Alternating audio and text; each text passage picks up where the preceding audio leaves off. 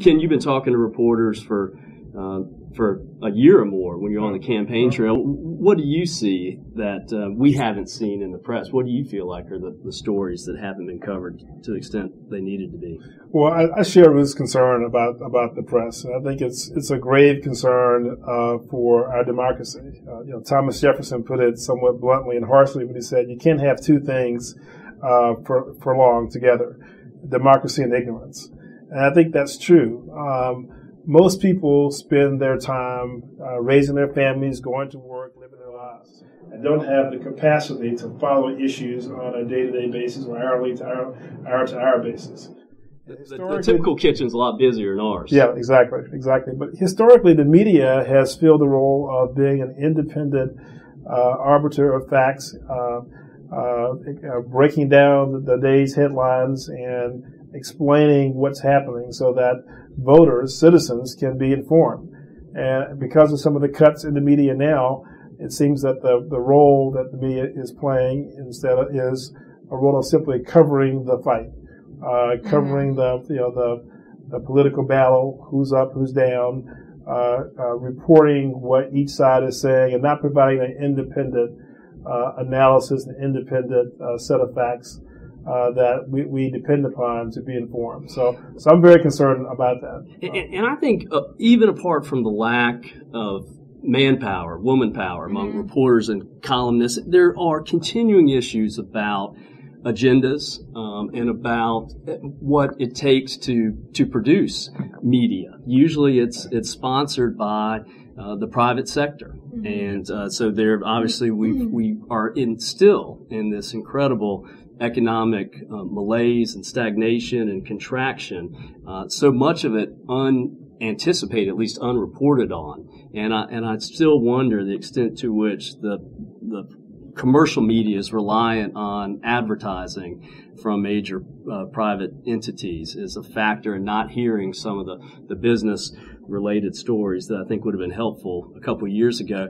And my one for the moment of late is I was really surprised after all the attention that was devoted to the investigations of former Governor Easley, former Senator John Edwards, which I don't have a problem with, to then have the U.S. Attorney George Holding, while he's still in office, discuss openly his interest in seeking partisan political office, to say a month before he leaves office in July, back in June, he does an interview with Andy Curlis of the News Observer, typically the most dogged of reporters, and says, "I'm thinking about running against Roy Cooper for Attorney General. I'm going to run as a Republican." And no follow-up questions about who else he's talked to about that while serving as U.S. Attorney, how long he's had that intention to enter into partisan politics. I always believe we ought to trust folks, partisans, people active in politics who want to seek nonpartisan positions.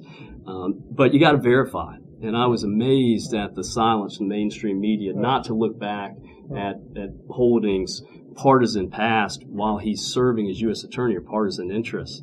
But do you think that's just a sign of sort of cynicism then? I mean, I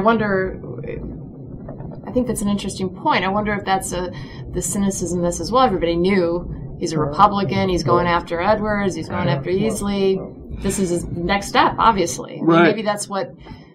And then my criticism would be, well, why didn't the coverage of those investigations of Easley and Edwards, the Democrats, reflect more the potential agenda of the U.S. Attorney? Again, it would be one thing if he did not, even while in office and then immediately after. As it turned out, 3 days, business days after stepping down, he announced his campaign as a partisan candidate for Congress, as it turned out.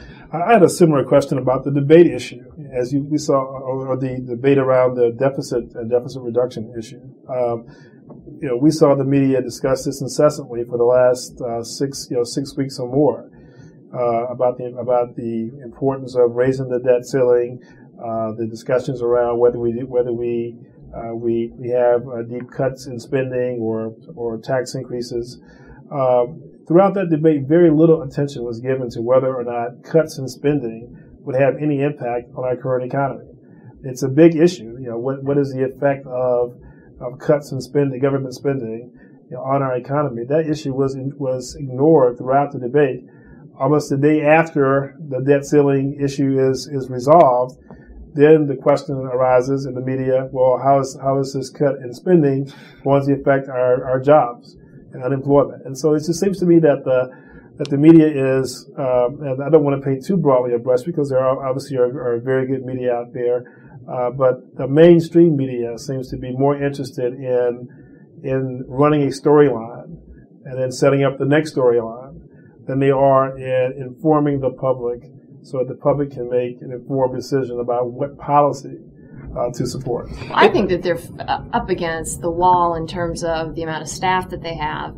And so most media, I mean, just locally with the Houston Observer and every other newspaper in North Carolina, they've cut well over half their staffs. Yeah. And so you're expecting a very, very small group of people, no doubt demoralized by everything that's gone on in the industry, fighting against what they'd like to be able to do, what they want to do, and just trying to, I mean, I agree with you. Yeah.